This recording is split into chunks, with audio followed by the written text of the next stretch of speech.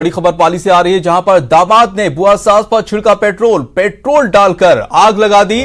आग से बुरी तरह महिला झुलस गई है। झुलसी महिला को अस्पताल में भर्ती कराया गया है और आरोपी दामाद को भी हिरासत में ले लिया गया है। रायपुर थाना के भीला गांव की ये घटना है। तो इस वक्त बड़ी खबर पाली से आ रही है, जहां पर दामाद ने बुआ सास पर पेट्रोल छिड़क दिया है और पेट्रोल छिड़कने के बाद आग लगा दी, जिसमें महिला बुरी तरह से झुलस गई है और महिला को अस्पताल में भर्ती कराया गया है और आरोपी दामाद को भी पुलिस ने हिरासत में ले लिया है। रायपुर थाना भीला गांव की यह घटना बताई जा रही है। तो पाली से इस वक्त की बड़ी खबर। और ज्यादा जानकारी के साथ हमारे साथ जुड़ चुके हैं श्यामलाल चौधरी। श्याम, वजह क्या थी जिसकी वजह से नाराज होकर पेट्रोल छिड़क दिया और क्या कुछ अपडेट है? जी माजिद, ये रायपुर थाना क्षेत्र के भगवानपुरा निवासी सुरेश सिंह रावत है, जिसके और उसके पत्नी के बीच में विवाद हो गया और पत्नी पति का घर छोड़कर अपने बुआ के घर रहने लग गई, जहां पर कल ये युवक सुरेश रावत उसको लेने के लिए गया था और जिस पर दोनों पक्ष में महिला ने उसके साथ जाने को मना कर दिया, तो उसने गुस्से में बोतल में पेट्रोल भर करके अपनी बुआ सास पर छिड़क दिया, जिससे वो गंभीर रूप से झुलस गई। उसे अस्पताल में भर्ती कराया है। वहीं पुलिस ने आरोपी को हत्या के प्रयास के मामले में गिरफ्तार कर लिया। जी श्याम, अभी पीड़ित महिला की क्या हालत है? जी, महिला की हालत ठीक बताई जा रही है, क्योंकि उसके ज्यादा नहीं पेट्रोल जो बोतल में पूरी तरह से नहीं निकलने से वो पूरी तरह से नहीं झुलस पाई और अभी ठीक बताई जा रही है। जी, बहुत शुक्रिया तमाम जानकारी के लिए। तो महिला की हालत फिलहाल कुछ बेहतर है और आरोपी दामाद को भी पुलिस ने हिरासत में ले लिया है।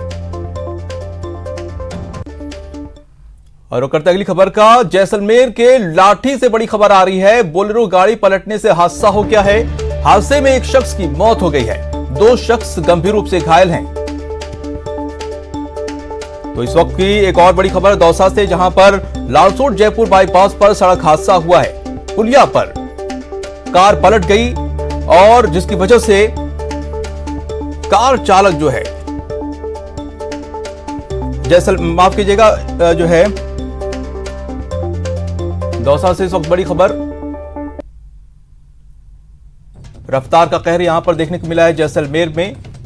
तस्वीरें अभी आपके सामने है, जहां पर बोलेरो गाड़ी जो है पलट गई और इसमें एक शख्स की मौत हो गई है, 2 शख्स गंभीर रूप से घायल हो गए।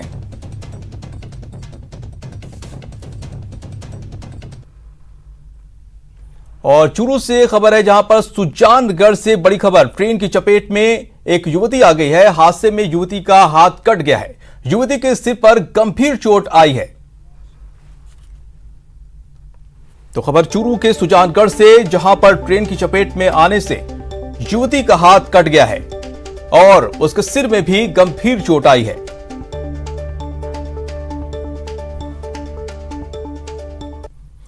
कोटा रेल मंडल में दिल्ली मुंबई रेल ट्रैक पर राजधानी एक्सप्रेस हादसे का शिकार हो गया। दरअसल शनिवार की रात 9 बजे गुड़ला रेलवे स्टेशन के पास एक नीलगाय ट्रेन से टकरा गई, जिससे ट्रेन के 2 कोच के 6 कांच टूट गए। हादसे में एक यात्री भी घायल हो गया है। साथ ही ओवरहेड वायर और खंभे भी टूट गए हैं, जिसके कारण घंटों तक ट्रेनों का परिचालन बंद रहा और करीब 11 ट्रेन जहां की तहां खड़ी रहीं और बाद में राजधानी एक्सप्रेस का बिजली इंजन हटाकर डीजल इंजन लगाया गया और जैसे तैसे कोटा रेलवे स्टेशन पर लाया गया।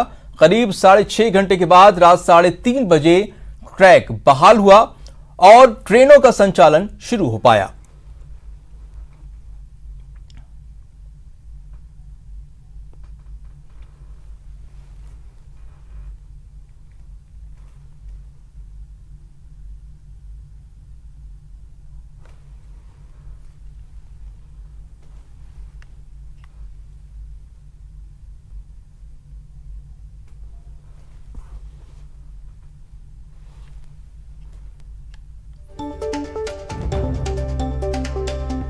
तो कोटा रेल मंडल में दिल्ली मुंबई रेल ट्रैक पर राजधानी एक्सप्रेस हादसे का शिकार हो गई है। दरअसल शनिवार की रात 9 बजे गुड़ला रेलवे स्टेशन के पास एक नीलगाय ट्रेन से टकरा गई, जिससे ट्रेन के 2 कोच के 6 कांच टूट गए। हादसे में एक यात्री भी घायल हो गया है। साथ ही ओवरहेड वायर और खंभे भी टूट गए, जिसके कारण घंटों तक ट्रेनों का परिचालन बंद रहा और करीब 11 ट्रेन जहां की तहां खड़ी रहीं। बाद में राजधानी एक्सप्रेस का बिजली इंजन हटाकर डीजल इंजन लगाया गया और जैसे तैसे कोटा रेलवे स्टेशन पर लाया गया। करीब 6.5 घंटे बाद रात 3:30 बजे ट्रैक बहाल हुआ और ट्रेनों का संचालन शुरू हो पाया।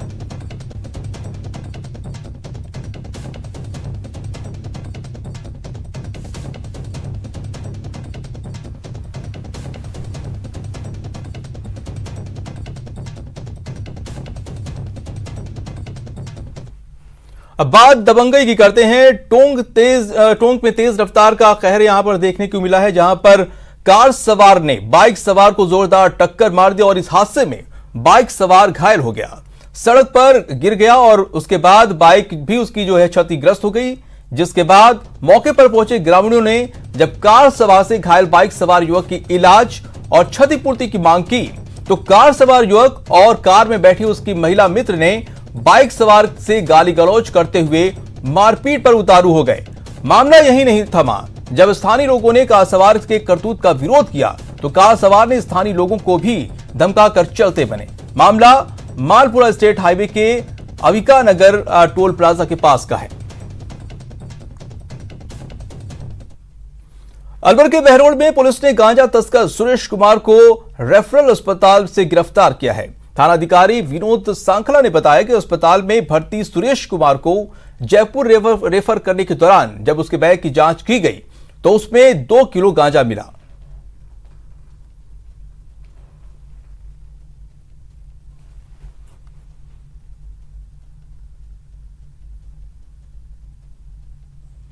तो उसने सूचना दी कि इसके पास कोई मादक पदार्थ हो सकता है, जिस पर मन थानाधिकारी और जाब्ते के साथ आए। हमने इसको नियमानुसार कार्रवाई करते हुए चेक किया, तो इसके पास बैग में गांजा होना पाया गया। इसको हमने तोड़ने पर पाया कि लगभग 2 किलो गांजा है। क्योंकि अभी ये मजरूब है, अभी इससे पूछताछ अभी की जाएगी गंभीरता से, और अभी इसको चूंकि इलाज किया जाना है, इसलिए अभी इसकी पूछताछ नहीं की गई है। अभी इसको इलाज हेतु भेजा जा रहा है। और खबर कोटा से, जहां पर पुलिस ने मामूली सी बात पर सरिया और तलवार से हमला करने के आरोप में 6 लोगों को गिरफ्तार किया है। सभी आरोपी मोखापाड़ा और कैथुनी पोल गांव के निवासी हैं। बताया जा रहा है कि मोखापाड़ा निवासी मिथुन के साथ पानी की टंकी के नीचे अनु ने मारपीट और गाली गलौज की। जब उसके भाई उसे समझाने के लिए आए, तो बदमाशों ने तलवार और सरिया से तीनों भाइयों पर हमला कर दिया, जिसके बाद घायलों को अस्पताल में भर्ती करवाया गया है। कैथुनी पोल पुलिस ने कार्रवाई करते हुए आधा दर्जन बदमाशों को गिरफ्तार कर मामले की जांच शुरू कर दी है।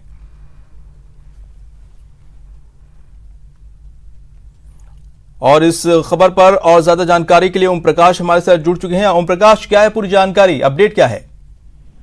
जी, आधा दर्जन जो आरोपियों को गिरफ्तार किया है देर रात पुलिस की टीमों ने अलग अलग दबिश देकर उन सभी आरोपियों को आज कोर्ट में पेश किया जाएगा और निश्चित रूप से रिमांड लिया जा सकता है उन सभी आरोपियों को। ये दिन दहाड़े इन बदमाशों ने तलवारों और सरियों से 3 भाइयों पर हमला कर दिया था। ये मामूली बात को लेकर गली में मामूली कोई कीचड़ वगैरह उछालने की छोटी मोटी बात को लेकर ये झगड़ा हुआ था और झगड़ा फिर खूनी संघर्ष में तब्दील हो गया और आधा दर्जन से अधिक बदमाशों ने तलवारों लाठ और सरियों से हमला करने के बाद तीनों को अस्पताल में भर्ती करवाया गया। एडिशनल एसपी के नेतृत्व में टीमें गठित कर बदमाशों के ठिकानों पर तबीश दी और देर शाम तक इनको गिरफ्तार करने में सफलता हासिल की। फिलहाल कुनाड़ी कैथुनी पोल थाना पुलिस जो पूरे मामले की जांच में जुटी हुई और आज आरोपियों को कोर्ट में पेश किया जाएगा। जी, बहुत शुक्रिया तमाम जानकारी के लिए ओम प्रकाश। तो मामूली सी बात पर झड़प हुई और उसके बाद बदमाशों ने तीनों भाइयों को जबरदस्त पीट दिया।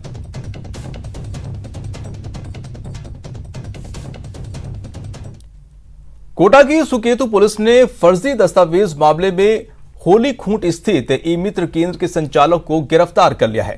पुलिस ने आरोपी पर धोखाधड़ी का मामला दर्ज किया है। पुलिस ने 3 दिन पहले फर्जी दस्तावेज मामले में आजाद मंसूरी और सुनील कुमार को गिरफ्तार कर उनसे पूछताछ की थी।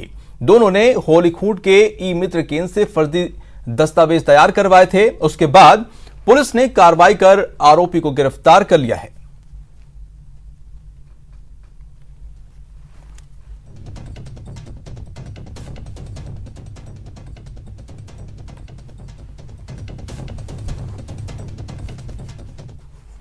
3 दिन पहले 2 गिरफ्तार किए थे। एक तो आज़ाद मंसूरी और सुनील कुमार। तो उसने बताया कि फर्जी दस्तावेज हमने कन्हैयालाल पांचाल के ई मित्र पे बनवाए थे। तो उसमें ये भी मुलजिम है, कन्हैयालाल पांचाल को गिरफ्तार किया गया है। और ज्यादा जानकारी के लिए हमारे साथ अर्जुन जुड़ चुके हैं। अर्जुन, क्या है पूरी जानकारी? माजिद बता दें, ये सुकेत कस्बे का मामला है। होली कोट जो इलाका है वहाँ का है। पुलिस ने 3 दिन पहले 2 व्यक्तियों को गिरफ्तार किया था फर्जी दस्तावेज मामले को लेकर।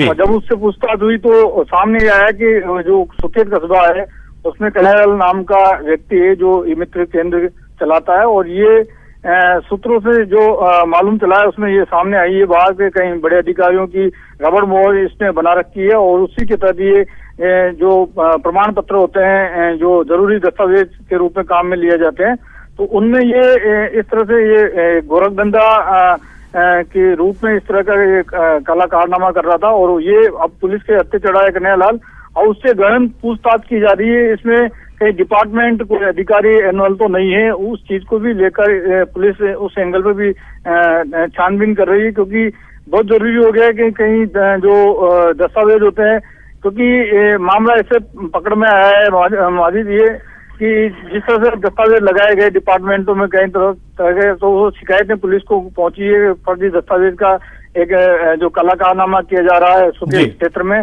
तो जिस तरह से ये फर्जी दस्तावेज होता था, रबड़ स्टाम्प जो लगाता था फर्जी तरीके से, उनका रिकॉर्ड डिपार्टमेंटों में नहीं मिल रहा था उन प्रमाण पत्रों का। और उसी बात पे पुलिस का शक गया और उसके बाद जब छानबीन की तो 2 व्यक्ति जो आज़ाद मंसूरी और सुनील कुमार है उन्हें गिरफ्तार किया गया। और उनसे बिल्कुल, बहुत शुक्रिया तमाम जानकारी के लिए। तो 2 लोगों को पुलिस ने गिरफ्तार किया है। और बढ़ते हैं अगली खबर पर। कोटा से बड़ी खबर है इस वक्त की। अस्पताल की दवाइयों में लाखों का गबन हुआ है। दवाइयों की खरीद में 21 लाख रुपए का गबन का मामला सामने आया है। मामले में एक आरोपी प्रशांत पाठक को अरेस्ट किया है। निजी अस्पताल भारत विकास परिषद प्रबंधन ने जो है दर्ज करवाई थी एफआईआर और दादावाड़ी थाना पुलिस मामले की जांच में जुटी हुई है। तो कोटा से इस वक्त बड़ी खबर, जहां पर अस्पताल में दवाइयों में लाखों का गबन हुआ है। 21 लाख रुपए का गबन बताया जा रहा है दवाइयों की खरीद में। और इस मामले में प्रशांत पाठक नाम के एक आरोपी को गिरफ्तार किया गया है। निजी अस्पताल भारत विकास परिषद प्रबंधन ने एफआईआर दर्ज कराया था।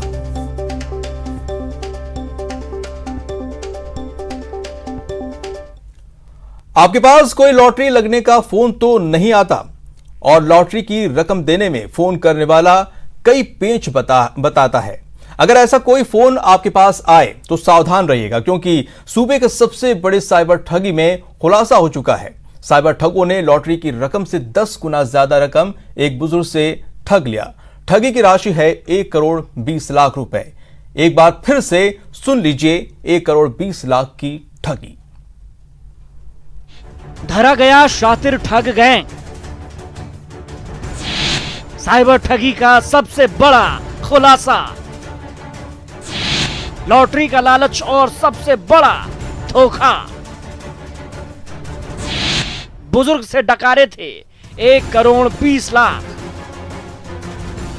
ये वो शातिर साइबर ठग हैं जिनसे बचना अब तक मुश्किल ही रहा है।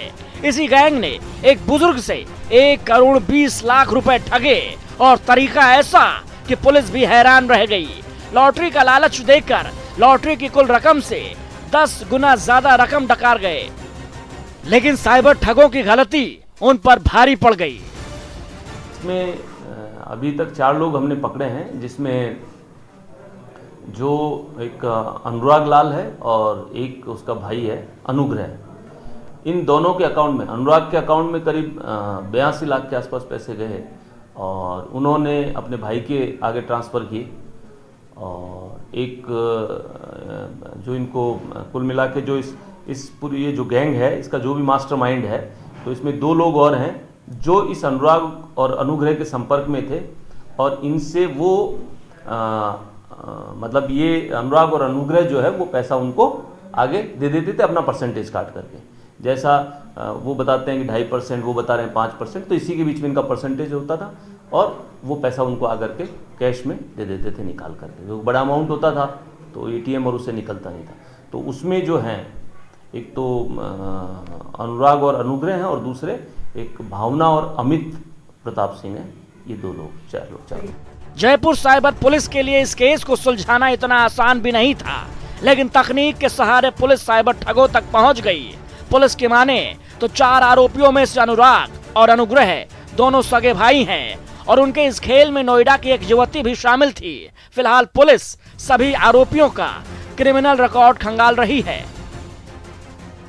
जो साइबर ठगी के जो मामले हैं, क्योंकि वर्चुअली ये काम हो रहा है और वर्चुअली हो रहा है तो ये तय करना बहुत मुश्किल, इन लोगों को खुद को भी पता नहीं होता, क्योंकि तो रैंडम किसी भी नंबर पे कॉल करते हैं और रैंडम नंबर पे कॉल करते हैं, उस आदमी को अपनी बातों में लेते हैं, बातों में लेकर के और जैसी परिस्थितियां होती हैं वैसी बात करके वो या तो खुद विक्टिम जो खुद पैसा दे दे या कई बार OTPs मांग लेते हैं, कई बार डिटेल्स मांग लेते हैं, तो वो डिपेंड करता है। बाकी इनका जो क्रिमिनल रिकॉर्ड है उसके बारे में जो इनसे कंसर्निंग जो पुलिस स्टेशन है उससे मालूम किया जाएगा। फिलहाल सभी शातिर सलाखों के पीछे पहुंच गए हैं, लेकिन अभी भी इन आरोपियों से कैश बरामद होना बाकी है। अब उम्मीद है आरोपी पकड़े गए हैं तो बुजुर्ग की जिंदगी भर की जमा पूंजी भी उन्हें मिल जाएगी। जयपुर से न्यूज़ 18 के लिए सौरभ गृहस्थी की रिपोर्ट। ब्रेक के बाद आपका स्वागत है। सीएम गहलोत के बीजेपी पर अब तक के सबसे बड़े हमले के बाद वडोदरा की सियासत गर्म हो गई है। सीएम ने बीजेपी नेतृत्व पर राजस्थान में सरकार गिराने की साजिश का आरोप लगाया तो बीजेपी के नेता कांग्रेस की अंदरूनी सियासत को इसके लिए जिम्मेदार बताकर आरोप कांग्रेस की ओर ही मोड़ रहे हैं। सियासत आरोपों वाली, सीएम का आरोप, बीजेपी का पलटवार, साजिश, सियासत और सरकार। ये षड्यंत्र बीजेपी हर राज्य में कर रही है। महाराष्ट्र की बारी आने वाली है, लोग कहते हैं पता नहीं क्या होगा। राजस्थान में वापस गेम शुरू करने वाले हैं, ये इनकी सोच है। बीजेपी पर लोकतंत्र के खिलाफ काम करने का आरोप लगाने वाले सीएम अशोक गहलोत ने अब राजस्थान की सरकार गिराने की साजिश रचने का आरोप लगाकर सियासी जंग का शंखनाद कर दिया। खास बात यह है कि इस बार हमला राजस्थान के नेताओं तक सीमित नहीं रहा, बल्कि सीएम के निशाने पर बीजेपी का केंद्रीय नेतृत्व भी आ गया। किस प्रकार हमारे विधायकों की जब मुलाकात हुई अमित शाह से, वहां पर धर्मेंद्र प्रधान बैठे हुए थे, 1 घंटा मुलाकात उनकी हुई और वो विधायक कहते हैं आकर के मुझे सब हमें शर्म आ रही थी कि कहाँ तो सरदार पटेल गृह मंत्री थे और कहाँ ये अमित शाह गृह मंत्री के रूप में बैठे हुए।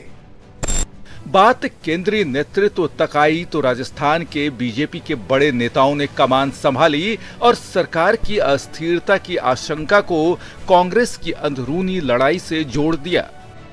कारण से जो असंतोष अंदर पनप रहा था और आपने पिछली बार सरकार बचाने के लिए उसमें जो आश्वासन देकर के लोगों को अपने साथ टिकाए रखा वो आप पूर्ति नहीं कर पाए और आगे भी पूर्ति होने की संभावना नहीं है, इसलिए वो लावा विस्फोट होगा ही होगा। लगातार 2 वर्षों से शासन करने में विफल होने की एक मानसिक विचलन उनके बयानों में दिखता है। अफसोसजनक है, दुर्भाग्यपूर्ण है कि उन्होंने बिना किसी प्रमाण के भारत के माननीय गृह मंत्री अमित शाह जी और केंद्रीय मंत्री धर्मेंद्र प्रधान जी का बिना किसी प्रसंग के नाम लिया। आपको बता दें कि जुलाई के महीने में राजस्थान के कुछ विधायक अपनी ही सरकार से नाराज थे, जिसके बाद सरकार को लेकर अटकलें लगने लगी। लेकिन खुद सीएम ने भी माना कि ये कांग्रेस के कार्यकर्ताओं का ही दम था कि बीजेपी की साजिश नाकाम रही। चुनी सरकारों को गिराने की षड्यंत्र करते हैं। इस राजस्थान की जनता ने उनको सबक सिखा दिया। पूरी राजस्थान प्रदेश की जनता चाहती थी सरकार जाने नहीं चाहिए। कार्यकर्ता फोन करते थे एमएलए को कि चिंता मत करो, चाहे 2 महीने लगे आपको होटल में वहीं रहो, सरकार नहीं गिरनी चाहिए।